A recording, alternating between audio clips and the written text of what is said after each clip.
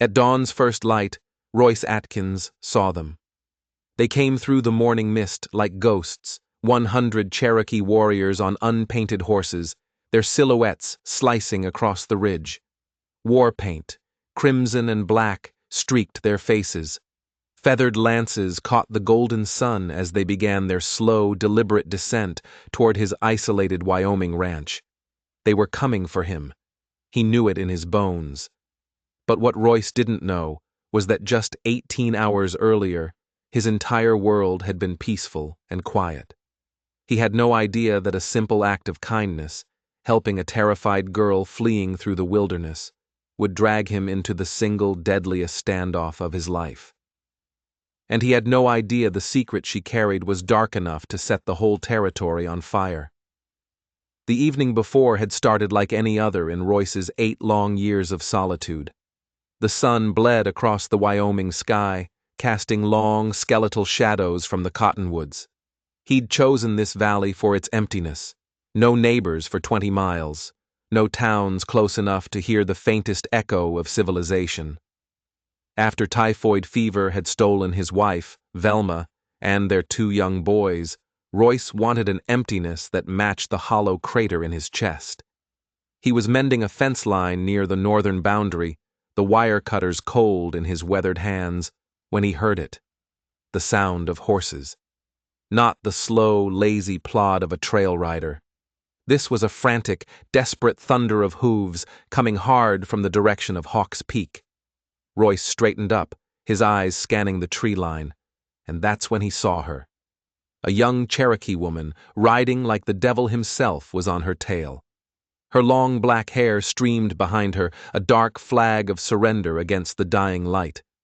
Her horse was a wreck, lathered in sweat, foam flying from its mouth as she pushed it past its limits. Even from a distance, Royce could see the sheer terror in the way she sat her horse, the constant panicked glances over her shoulder. Because she wasn't alone. Half a mile back, 15 more riders were closing in. Also Cherokee. But they rode with the calm, calculated precision of wolves cornering a wounded deer. The girl's horse stumbled, a gut-wrenching lurch that almost threw her from the saddle. It was failing, its legs trembling, its breath coming in ragged, ugly gasps. She was heading straight for Royce's land, but he knew she hadn't seen him, a lonely figure half hidden in the shadows of the fence line. His first instinct, the one that had kept him alive for 8 years out here, screamed at him to duck down. Stay hidden. Let this be what it was. Cherokee business. He'd worked too hard to build this quiet sanctuary, this monument to his grief, to risk it all for a stranger. But then she got closer. Close enough for him to see her face. And in her eyes, in the stubborn set of her jaw, he saw something that stopped his heart. He saw his Velma. The same fire, the same fierce determination she always had when facing down a world that tried to break her. Royce's carefully constructed wall of solitude crumbled into dust. "This way," he yelled, his voice rough from disuse. He waved an arm toward his ranch house. "Bring your horse to the barn." The girl's head snapped toward him, her eyes wide with a mix of shock and suspicion. He was a white man. Trusting him could be just as dangerous as the men hunting her. But her pursuers were getting closer, their triumphant shouts now audible on the wind. She didn't have a choice. She wheeled her horse toward the barn. Royce didn't hesitate. He ran alongside her failing mount, grabbing the bridle to guide the stumbling animal toward the massive wooden structure. The moment they crossed the threshold into the barn's dusty shadows, the horse collapsed, its sides heaving in a final, shuddering gasp for air. The girl rolled clear, landing hard on the dirt floor but scrambling to her feet in an instant. "Hide the horse!" she gasped, her English thick with an accent. "They cannot see it." Royce didn't waste time with questions. He grabbed the bridle and hauled the exhausted, dying animal into an empty stall, throwing a heavy horse blanket over its body, hiding the distinctive Cherokee markings on its flank. The girl was right beside him, scattering fresh hay with her bare hands, desperately trying to cover their tracks. "You!" Royce pointed to a dark corner where he stacked his winter hay. "Get behind those bales. Don't make a sound." She nodded once, a flicker of gratitude in her terrified eyes, and vanished into the shadows. Just in time. The thunder of hooves grew deafening as the warriors stormed into his yard. Royce grabbed a pitchfork, his heart hammering against his ribs like a trapped bird. He forced himself to start mucking out a stall, his movements slow and deliberate. Years on the frontier had taught him one vital lesson. When death comes knocking, you look it right in the eye and pretend you were expecting it. The riders fanned out, their horses dancing and snorting, their dark eyes scanning every inch of his property. Their leader, a tall, imposing warrior with intricate tattoos snaking up his arms, dismounted. He walked toward Royce with the confident, arrogant stride of a man who never had to ask for anything twice. "White man," the leader said, his English careful and cold. "A Cherokee woman came this way. You see her?" Royce didn't look up from his work. He just kept scooping hay. "Haven't seen anyone. Been mending fences all afternoon." The leader's eyes narrowed into dangerous slits. He didn't believe him. He gestured to two of his men, who immediately dismounted and began searching the area around the barn.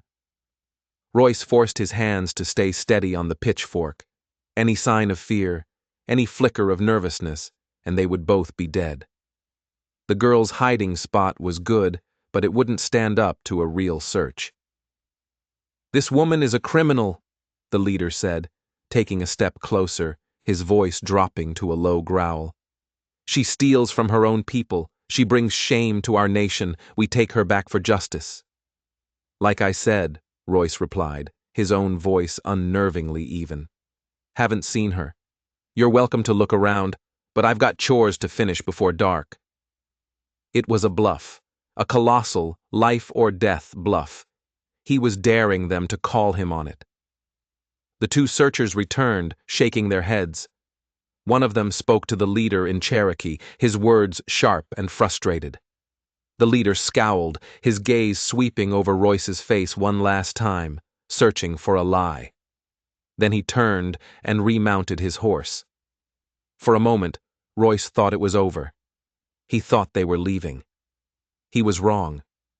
Instead of riding off, the leader positioned his 15 men in a wide, perfect circle around Royce's entire property. They were building small campfires, settling in. "We wait," the leader announced, his voice carrying across the yard with chilling finality. "She came this way. The only way out is through your land or into the Badlands. A horse cannot survive the Badlands. So we wait." A cold dread washed over Royce. This wasn't a search party anymore. It was a siege. Royce just nodded, as if a circle of armed warriors surrounding his home was the most normal thing in the world. He went back to his chores, but his mind was a whirlwind. The girl was trapped in his barn, a ghost hiding in a pile of hay, and 15 men who wanted her dead had just decided to make his ranch their personal hunting ground. The quiet life he had built for himself was over. It had ended the moment he'd seen his wife's eyes in the face of a desperate stranger. As the sun disappeared completely, casting the valley into darkness, the Cherokee fires glowed like the eyes of hungry predators. Royce moved through his evening routine on autopilot, feeding the cattle, checking his own horses, cooking a simple meal over his stove. But every step was a performance, a carefully calculated act of normalcy. He was being watched. Every window, every door, was under the constant surveillance of men who would kill him without a second thought. He had to get to the girl. He had to know what kind of trouble he'd just invited into his life. It wasn't until the darkness was absolute, hours after the moon had risen, that he finally saw his chance. Pretending to gather more feed for his horses, he made his way back to the barn, his footsteps silent in the soft dirt. He moved toward the back corner, his every movement slow and casual, as if he were just grabbing another armful of hay. "They're not leaving," he whispered into the shadows, his voice barely a breath. What in God's name did you do?" A voice, soft as wind rustling through dry grass, came back from the darkness. "My name is Anise Blackfeather. Those men, they serve my uncle, Chief Luther Parks." She paused, and when she spoke again, her voice was laced with a venomous hatred. "But he is not the man our people think he is." Royce kept scooping hay into his arms, his body a shield between her hiding spot and the barn door. "What do you mean?" "3 days ago," she whispered, her voice trembling now, a mixture of fear and pure rage, "I found out the truth. My uncle, he has been selling our children." The words hit Royce like a physical blow. "Selling them?" "To white slavers," she confirmed, the words tasting like poison in her mouth. "He takes the orphans, the children of families who dare to speak against him. He tells the tribe they died of sickness, a fever that came in the night. But it's a lie. I saw him. I saw him take the money from the men who haul them away in cages." Royce's blood ran cold. Of all the evils he'd seen on the frontier, child slavery was the most monstrous. It was a crime against God and man, made infinitely worse by the fact that it was being committed by a man sworn to protect his own people. "I tried to tell the tribal council," Anise continued, her voice breaking, "but he found out. He declared me a thief, a liar. He told everyone I stole sacred objects from the tribal lodge. It was all a lie to discredit me. Now his most loyal warriors hunt me down. If they catch me, they won't take me back for justice. They will kill me to keep his secret buried." The impossible weight of his decision settled onto Royce's shoulders. He could find a way to get her out of the barn, turn her over to her pursuers, and pray they didn't kill him for helping her in the first place. He could go back to his quiet, empty life. Or he could fight. He looked out at the ring of fires, at the silent, patient warriors. Then he thought about those children, stolen from their families, sold into a life of misery. He thought about his own 2 boys, taken from him by a sickness he couldn't fight. Maybe this was a fight he could win. He didn't really have a choice at all. "How many children?" he asked, his voice a low growl. "Dozens," she whispered back. "Maybe more. The slavers come every few months. They take the children east to the plantations, where no one will ever look for Cherokee faces." Royce had lived long enough to know the sound of truth, and the raw, desperate agony in Anise's voice was as real as the dirt under his feet. "The nearest army outpost is Fort Wilson," he said, his mind already working, calculating. "It's 40 miles east. If you could get to Captain Cecil, tell him what you saw." "I tried," she cut him off. "That's where I was going when they found my trail. My horse is dead. On foot, they'll catch me before sunrise." She was right. It was impossible. A lone woman on foot against 15 mounted warriors. But doing nothing felt even more impossible. Condemning those children to a living hell wasn't an option. Then, an idea began to form in his mind. A dangerous, crazy idea. "There might be another way," he said slowly. "But it's risky, for both of us." "I am already dead if I stay here," Anise replied, a new note of steel in her voice. "Tell me." Royce glanced toward the barn door, making sure none of the guards were paying too much attention. "Tomorrow is market day in Silver Creek. It's 20 miles south. The whole territory will be there. Army patrols, federal marshals, witnesses. If we can get you there, get you in front of people who can protect you while you tell your story. 20 miles is still too far," she said. "They're watching every move you make." "Not on foot," Royce said quietly. "And not if they're chasing a ghost." A long silence followed. He could feel her weighing his words, weighing her chances. When she finally spoke, her voice was firm, resolute. It was the voice of a woman who had decided to fight back. "What do you need me to do?" Royce finished gathering the hay, his eyes fixed on the enemy fires dotting his property. "First," he whispered, "we need to make them think you've already escaped. Make them believe you're running east, toward the fort. While they're chasing shadows in the dark, we're going to disappear. And then we go south. He began to outline the plan in hushed, urgent whispers as he moved around the barn, finishing his chores. It was a plan built on deception and misdirection, a gamble where the slightest mistake would mean a brutal, lonely death for them both. He'd come to this valley to escape from the world, to hide from the suffering that had shattered his life.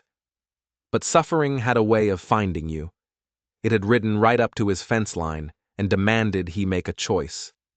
As he looked at Anis's determined face, half hidden in the shadows of the hay, he realized something profound. Maybe this wasn't an interruption to his life. Maybe, after 8 long years of hiding, this was the reason he was still alive at all. The plan was simple, and that's what made it so dangerous. At midnight, when the air was cold and still, Royce made his move. He crept out of his small ranch house and saddled his fastest horse, a powerful black gelding named Thunder. He didn't use a lantern. He moved by memory and moonlight, his hands working the leather straps with a practiced silence. He led Thunder not toward the barn, but away from the house, into a deep ravine that cut a jagged scar through his property, leading east, toward Fort Wilson. This was the first part of the deception. He mounted Thunder and rode hard for 3 miles, pushing the horse, letting its hooves tear up the soft earth, leaving a clear, undeniable trail for the Cherokee to find. Then he did something only a man who knew this land like the back of his own hand could do. He dismounted and led Thunder into a rocky creek bed. The stones would hide their return tracks completely. He walked the horse all the way back to a hidden copse of trees, a 1/4 mile from his house, where it would remain hidden until he needed it. At first light, the warriors would find that trail leading east. They would think their prey had slipped past them in the night. They would mount up and give chase, thundering after a ghost, while Royce and Anis were already miles away, heading in the exact opposite direction. If they were lucky. Back in the house, he gathered supplies: a sack of dried beef and hardtack, 2 full canteens of water, every last bullet he owned for his rifle and his pistol. And one more thing. He took out the deed to his ranch, and on the back, he wrote a quick, desperate letter to Captain Cecil at Fort Wilson. He detailed everything Anis had told him: the stolen children, the slave traders, the lies of Chief Luther Parks. He signed it, folded it, and tucked it deep into his coat pocket. If they didn't make it, at least the truth might. At 2 in the morning, the darkest hour before the dawn, he slipped back into the barn. Anis emerged from the hay bales like a phantom, her movements utterly silent. She hadn't slept. Her eyes were wide and alert, burning with a fierce intensity. "You ready for this?" Royce whispered, handing her a dark wool coat to help her blend into the night. She nodded, her face a mask of grim determination. "Those children have been waiting for someone to fight for them. I will not fail them." They left through the back of the barn, through a loose board Royce had identified earlier. His property backed up against a series of low, rolling hills covered in dense, thorny brush. It was their only hope for cover. The Cherokee guards were posted in a circle, but their attention was focused outward, watching for someone making a run for it on horseback, heading east. They wouldn't be expecting 2 people to start crawling south through the roughest, most difficult terrain in the valley. Royce led the way. He drew on a lifetime of hunting experience, of tracking deer and elk through this very wilderness. He found game trails invisible to the untrained eye, paths that would leave almost no sign of their passage, but the progress was agonizingly slow. A walk that should have taken 20 minutes stretched into 2 grueling hours.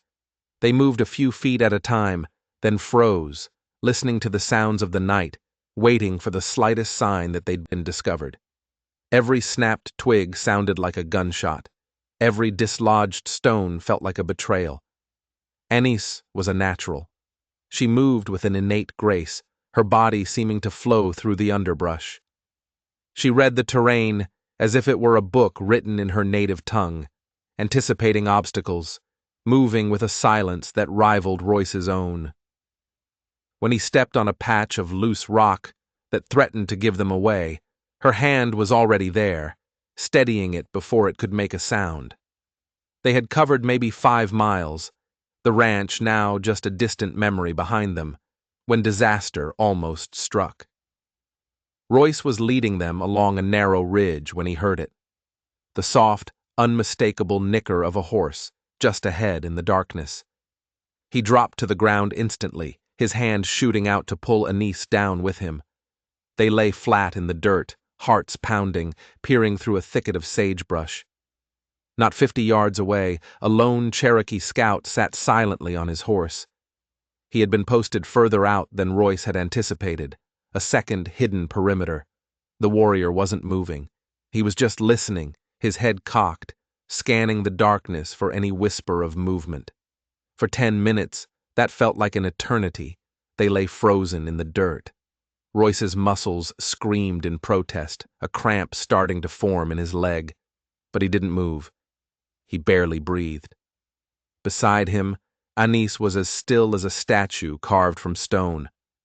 Finally, after an agonizing wait, the scout nudged his horse and continued his slow, circular patrol, disappearing back into the night. They waited another 5 minutes, just to be sure, the silence stretching their nerves to the breaking point. Then they resumed their slow, painstaking crawl toward freedom. As the first hint of dawn began to stain the eastern sky, they faced a new problem. The darkness that had been their shield was about to betray them. They were still miles from Silver Creek, and traveling during the day across open country would be suicide. The warriors would be on their trail by now, and their expert trackers would spot them in minutes. Royce led them to a place he'd found years ago during a hunting trip, a place no one else knew existed. It was a narrow slash in the earth, a hidden canyon, invisible from anywhere on the plains. The only way in was through a crack in a rock face, an opening so narrow they had to squeeze through it sideways. "We wait here," Royce said, his voice a ragged whisper as they slipped into the hidden sanctuary. "We wait for nightfall. Tonight is market night. When the town is full of noise and people, we can slip in without being noticed." The canyon was a perfect hiding place. It was larger on the inside than it looked, with a small, clear spring bubbling up from the ground, providing fresh water. As their eyes adjusted to the dim light, Anise gasped. The rock walls were covered in ancient symbols, faded carvings left by her people generations ago. She traced them with her fingertips, her expression a mixture of reverence and sorrow. "My grandmother told me stories of these places," she said softly. "Sacred spaces, places where our ancestors would hide when the world became too dangerous." She looked at Royce, her eyes filled with a deep sadness. "She would be so ashamed of what my uncle has become." Royce sat down by the spring, refilling their canteens. "From what you told me," he said, choosing his words carefully, "your uncle betrayed everything your people stand for. What you're doing, fighting him, trying to save those children, that's not betrayal. That's honor." As the sun climbed high into the sky, they talked. They shared stories, not just to pass the time, but because in that small, hidden canyon, they were the only two people in the world. Anise spoke of her childhood, growing up on the reservation, caught between the old ways of her grandmother and the new world taught by missionary teachers. "My parents died in the influenza epidemic when I was 14, she explained, her voice distant. "My uncle Luther, he took me in. For years, I believed he was a good man. He talked about preserving our traditions, about protecting our people. But the power, it corrupted him. Or maybe," she said, her voice hardening, "it just revealed the monster that was always there." Royce, in turn, found himself speaking of his own past. He told her about Velma, about his boys. He spoke their names aloud for the first time in years. the words feeling strange and foreign on his tongue.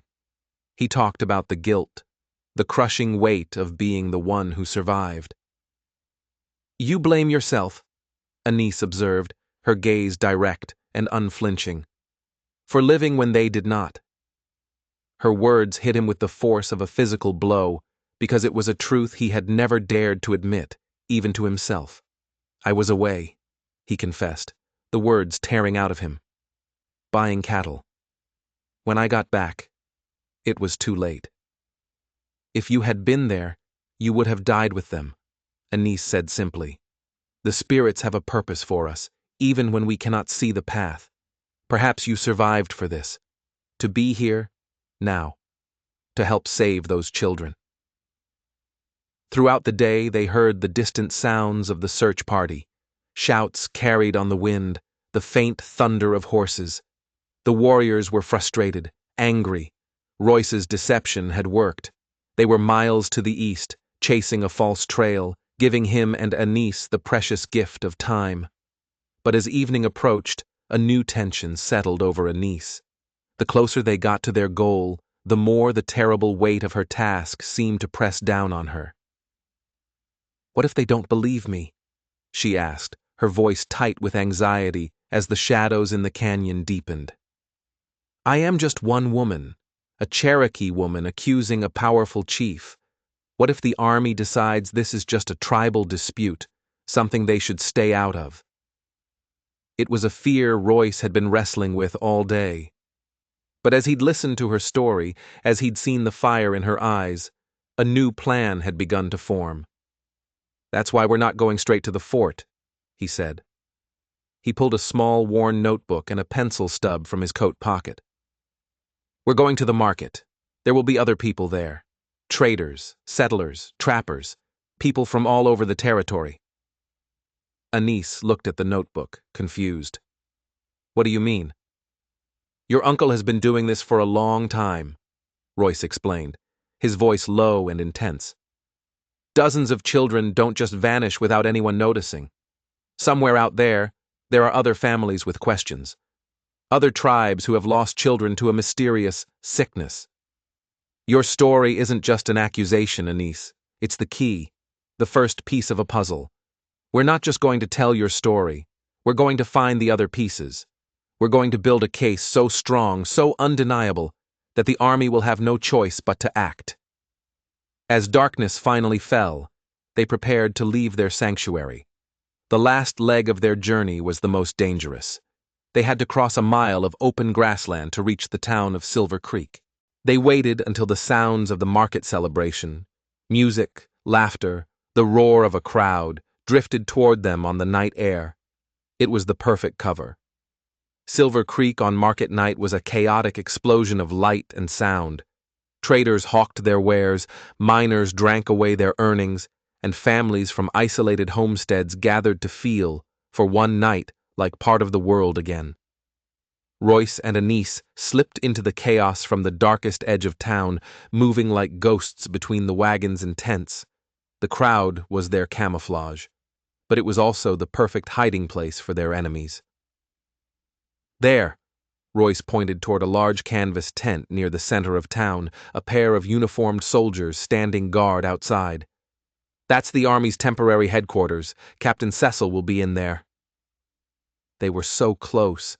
They started moving toward the tent, weaving through the throng of people, and then Anise grabbed his arm, her fingers digging into his flesh with the strength of pure terror.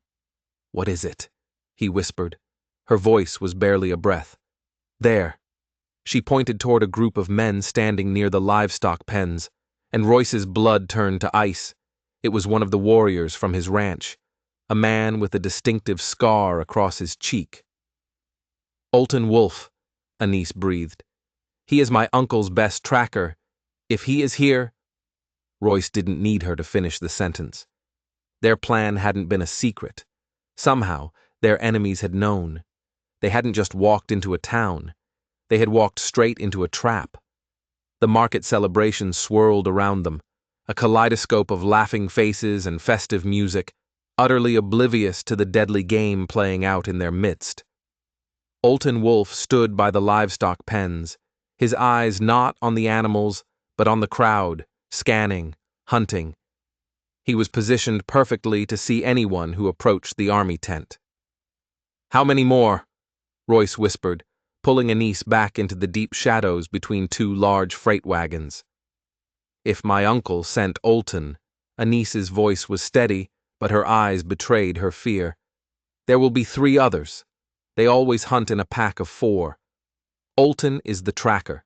The others will be the cage." They were positioned to cut off every possible escape route. Royce cursed under his breath.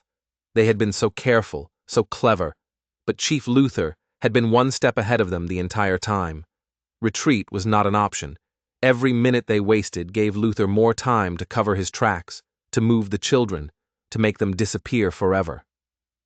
"We need a distraction," Royce said, his eyes darting around the market, desperately searching for an opportunity. Something big. Something to pull all eyes away from the army tent, just for a minute. As if on cue, a fight broke out near the center of the market. 2 burly mountain men were roaring at each other over a stack of beaver pelts.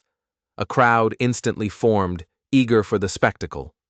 Several soldiers, including one of the guards from the tent, moved in to break it up. "Now," Royce said, grabbing Anise's arm. "Wait," she whispered, her eyes locked on Olton Wolf. "Watch him." The Cherokee warrior had turned toward the commotion, but he only took a few steps. His head was still on a swivel, his eyes continuing their systematic sweep of the crowd. He was too disciplined, too focused on his mission to be distracted by a common brawl. "He's good," Royce admitted grimly.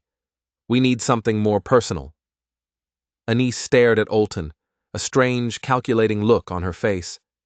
"He's looking for me," she said, thinking aloud. "He knows my face, he knows how I move." She paused, and a daring, terrifying idea sparked in her eyes. "But he doesn't know yours." "What are you thinking?" Royce asked, a sense of dread growing in his stomach. "You go," she said, her voice firm. "You go to Captain Cecil alone. Tell him everything. I will create the distraction. A different kind of distraction. One that Olton cannot ignore." "No." Royce shook his head instantly. "That's suicide. The second he sees you, he'll signal the others. They'll have you surrounded." "Not if I'm smart," she insisted. She pointed to the far side of the market, where a traveling preacher was holding a revival meeting under a large tent. A sizable crowd was gathered, listening to his fiery sermon. "I'll make sure he sees me over there. I'll lead him away from you, and then I will disappear into that crowd. He won't risk a fight in the middle of a church service." It was a desperate, insane plan, but it was the only one they had. "Give me 5 minutes," Royce said, his heart pounding. 5 minutes to get into position. Then make your move. And Anise. He grabbed her shoulder, forcing her to look at him. "If it goes wrong, you run. You understand me? You don't try to be a hero." She gave him a grim, sad smile. "It's too late for that, Royce. I stopped being a coward the moment I decided to speak for those children." They split up, melting into the chaos of the market. Royce circled the perimeter, keeping to the shadows, his eyes locked on the army tent. He could see Captain Cecil now, a tall, gray-haired officer standing outside, talking to a local rancher. Royce was almost there. He just needed the distraction. Across the market, Anise took a deep breath. She stepped out from behind a wagon, into the flickering torchlight, making sure she was in Olton Wolf's direct line of sight. For a moment, nothing happened. Then Olton's head snapped in her direction. Their eyes met across the crowded square. A slow, cruel smile spread across the warrior's face. He had found her. He raised a hand, making a subtle gesture to someone Royce couldn't see in the darkness. The trap was sprung. Anise didn't wait. She turned and ran, not with panic, but with purpose, heading directly for the preacher's tent. Olton and 2 other warriors instantly gave chase, moving through the crowd with a terrifying, fluid grace. A 4th warrior, Royce realized with a jolt of fear, was moving to cut her off, flanking her from the side. They were herding her, driving her away from the safety of the crowd and into a dark alley between two buildings. Royce's 5 minutes were up. He broke from the shadows and ran, sprinting the last 50 yards to the army tent. He didn't have time for introductions. "Captain Cecil," he shouted, his voice raw with urgency. "My name is Royce Atkins. You've got a Cherokee chief named Luther Parks selling children to slavers, and his men are in this market right now trying to kill my witness." Cecil stared at him, his face a mixture of confusion and disbelief. "What in God's name are you talking about, man?" Just then, a woman screamed. The sound cut through the noise of the market like a knife. It was followed by the unmistakable guttural war cry of the Cherokee warriors. Panic erupted. The crowd scattered in every direction, turning the festive market into a scene of pure chaos. Royce didn't need to say another word. Captain Cecil saw it for himself. Across the square, Anise was fighting for her life. The 4 warriors had her cornered in the alley. But she wasn't going down easy. She fought with the ferocity of a cornered bobcat, a small knife in her hand, keeping them at bay. "Sergeant Webb!" Cecil roared. "Get your men! We've got a situation!" A grizzled, barrel-chested sergeant began barking orders, and a dozen soldiers scrambled to form a skirmish line. But it was already too late. Gunshots rang out from the edges of the market. More Cherokee warriors were appearing out of the darkness, firing into the town. This wasn't just an assassination attempt, it was a full-blown, coordinated attack. Royce and Sergeant Webb led a small group of soldiers, fighting their way through the chaos toward the alley where Anise was trapped. They used overturned wagons and merchant stalls for cover as bullets whizzed past their heads. Anise was still fighting, a whirlwind of desperate courage, but she was trapped. It was only a matter of time. "Cherokee warriors!" Webb bellowed, his voice carrying over the din of battle. "You are surrounded by the United States Army. Release the woman and surrender your weapons." The response was immediate and shocking. Instead of backing down, the warriors intensified their attack on Anise. And all across the market, the other Cherokee fighters concentrated their fire on the soldiers. It was a suicidal tactic.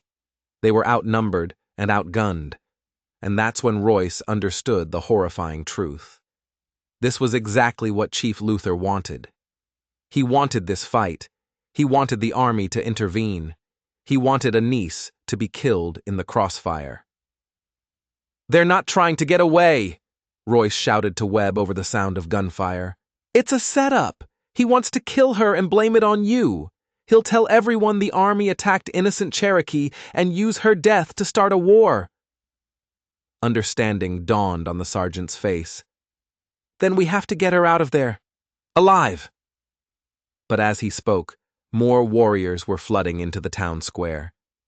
This wasn't just a hunting party anymore. This was a war party. And at their head, riding into the firelight on a magnificent war pony, was Chief Luther Parks himself, his face painted for battle, a look of cold, triumphant fury in his eyes. The trap wasn't for Anise. It had never been just for Anise. The trap was for the army. The trap was for everyone.